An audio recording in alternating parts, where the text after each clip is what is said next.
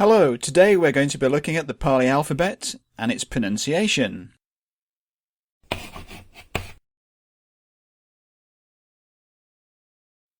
Welcome back to the Pali Studies channel. If this is your first time here, and you want to be kept up to date with basic Pali language grammar tutorials to help you learn Pali, then why not subscribe? And don't forget to click the bell icon so you don't miss any of the posts. Okay, so let's begin. Pali is a phonetic language, meaning that it's spelt how it sounds. One symbol equals one sound. Originally, it was just a spoken language with no script of its own. But over time, it's taken on the written scripts of the countries in which it was written down. So it's come to have many scripts, and in the West, it is generally written in the Roman script. Unlike English, Indic alphabets are listed phonetically. The vowels come first, followed by the consonants. In this table, the last line is made up of what are called semivowels and the sibilant S. Now most dictionaries, including the PED, place the niggahīta symbol between the vowels and the consonants. Its listing in dictionaries can be quite confusing, so we'll look at this later in the tutorial. Now anyone who follows this channel will know just how bad I am at pronouncing words in Pali, and I apologise now for all the mistakes that I've made and probably will continue to make in this series of tutorials. I'm more interested in reading Pali than I am in speaking it. So in this guide to the Pali alphabet, I'm going to use the International Phonetic Alphabet's standard sounds. The IPA is like a periodic table of speech sounds. Okay, so let's begin with the vowels. Pali has 8 vowel sounds, and each vowel comes in a long and a short form. The long form, as the name suggests, being sounded for longer. And we differentiate these with a line called the macron. This is just one of what are called diacritic marks, which are used to extend the Roman alphabet to cover the different sounds of the Pali language. Beware though, that before Unicode fonts, long vowels were often represented in text by different means, most often by repeating the character. So it's possible you may still come across text like this. Anyway, let's listen to the vowel sounds. A, I, E, U. E and O are usually included with the long vowels, as they are pronounced long before single consonants and at the end of words. However, even though they're not marked as such, if they come before a double consonant, they are sounded short. E, O. The consonants are usually arranged as follows. Now the first thing you'll notice is, this doesn't follow what we in the West would consider alphabetical order. Instead, it's arranged phonetically by where the sounds are made in the mouth.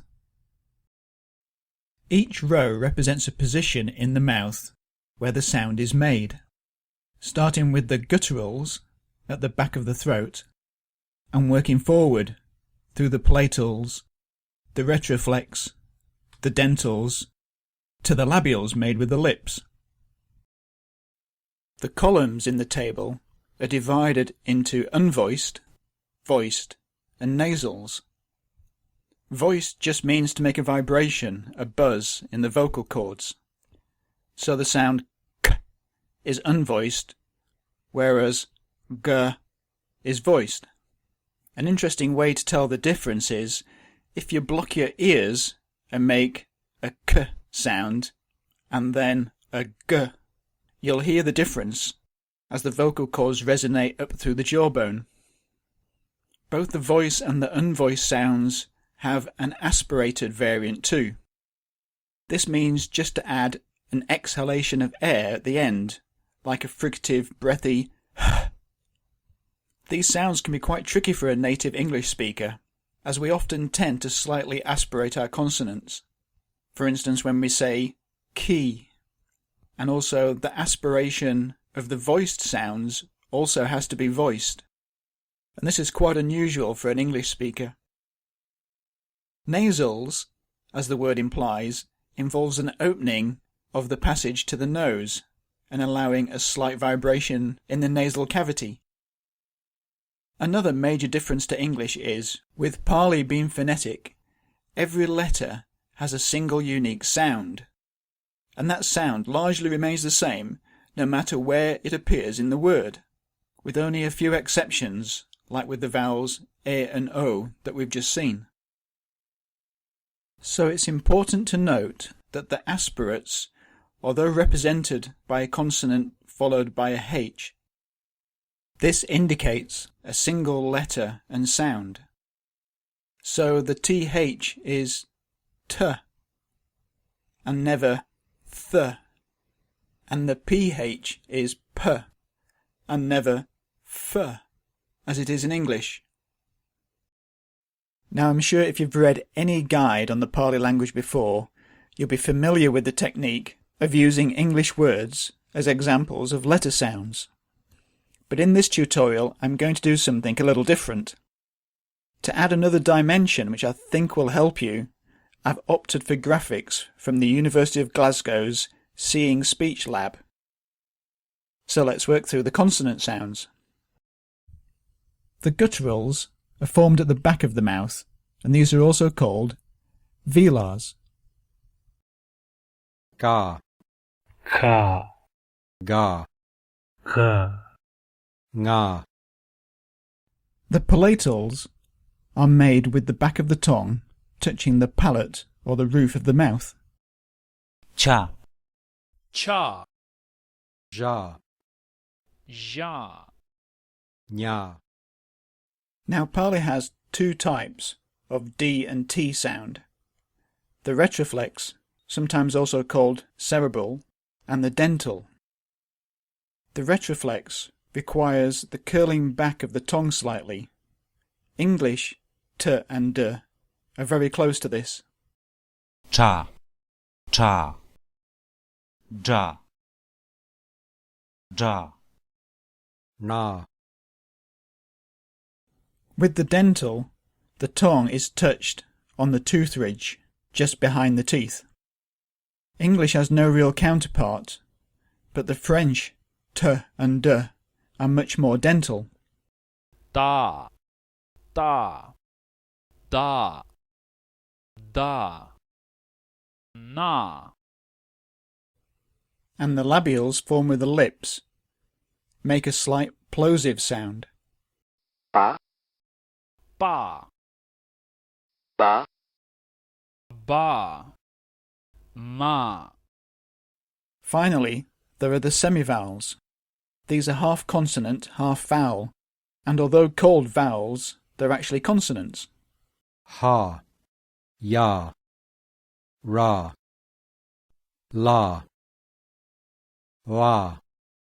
To these is added the sibilant S. So that covers all the consonants in the Pali alphabet, and it just leaves us with the strange character, which is the niggahīta, and you may also hear this called anusvara, as that's what it's called in Sanskrit. It's the one character where different editors have used different letters to represent it. This is the modern version, but you may come across some others. Phonetically, the niggahīta is not a separate sound, but it indicates a nasalization of the preceding vowel, and it only joins with short vowels to form ang, ing, and ong, and these usually appear at the end of words. Occasionally, however, they may appear within a word, in which case the niggahīta only precedes a consonant, and this is where looking words up in dictionaries can become complicated. First, if you're searching the PED, the Dictionary of the Pali Text Society, it uses an obscure old character for the niggahīta. And if one appears before a semivowel, that is how it's listed in the dictionary. But if it appears before one of the other consonants, it takes on the phonetic characteristics of that group and transforms into the nasal sound of that group.